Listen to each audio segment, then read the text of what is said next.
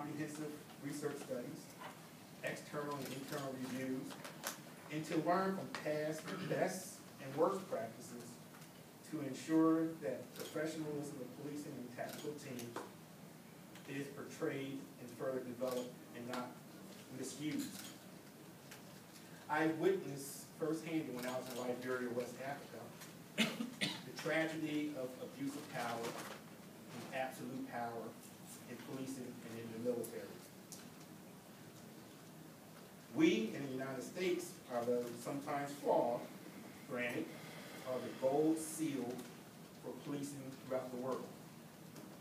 We should take pride in that accomplishment. In our country, we have many checks and balances that ensure our freedoms are secured and not compromised. One such check and balance is the freedom of speech, more specifically, the media. Having open discussions like the one we're having here today is necessary to ensure accountability and necessary improvements in how we police. Moreover, the ability to effectively communicate within the law enforcement community provides a peer review process, allowing for the collective body of the best practices and internal accountability. The National Tactical Officers Association, NTOA, is a 30-year-old nonprofit association comprised of dedicated members of the tactical enforcement community, K-9 negotiators, tactical medical services, corrections, and patrol. The NTOA does not have statutory or regulatory authority. The NTOA provides a forum for training and exchange of ideas through its quarterly publications, training classes, and conferences. It advocates for professionalism, safety, and performance standards in the tactical community. Most states have their own state tactical associations that also provide a similar forum for training, exchange of ideas, commitment to professionalism, and performance standards.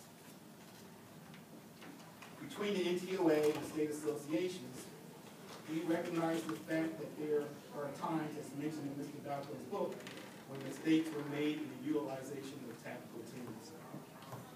Sometimes lives were lost, injuries sustained, involving suspect, victims, and even police officers. This is a very important statement we make. It is the mission of a tactical team to save lives, period. Whether it's the victim, innocent citizens, police officers, or even the suspects. Due to use of specialized equipment, tactics, and weapons, these units are an available tool that police departments can use for situations that are above the training and capabilities of first responders. And that is the intent and mission of SWAT. With over 18,000 police departments, tragic situations will occur. However, the goal of zero occurrences of police-related injuries, deaths, wrongful activities is the foundation of associations like the NTOA, the International Association of Chiefs of Police, the Police Executive Research Forum, National Sheriff's Associations, and other associations similar.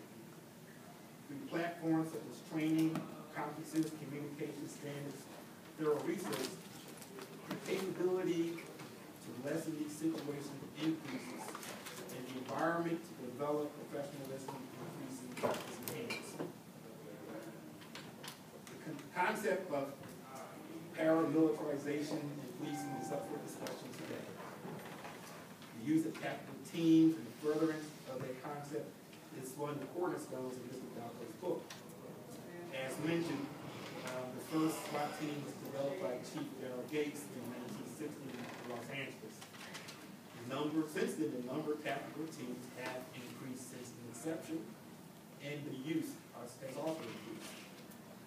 Today, we're honored to have in attendance retired LAPD Senior Sergeant Ron McCarthy, who was one of the first SWAT officers of the PD.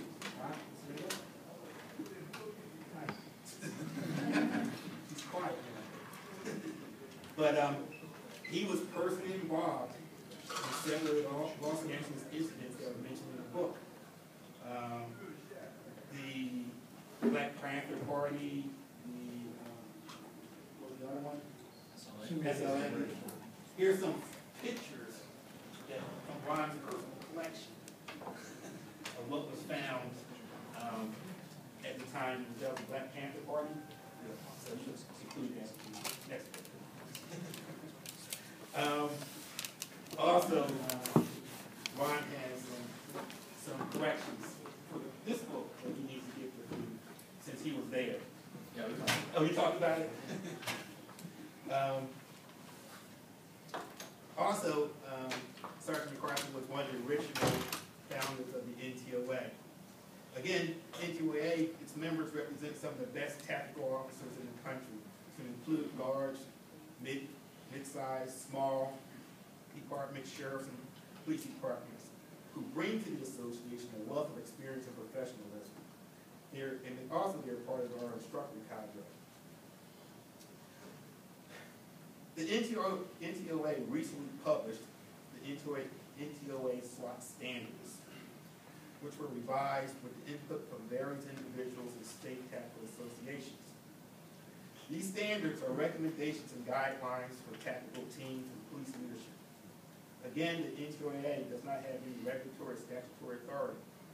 However, many teams have used them, the standards, in whole, or have developed their own policies using them as a framework.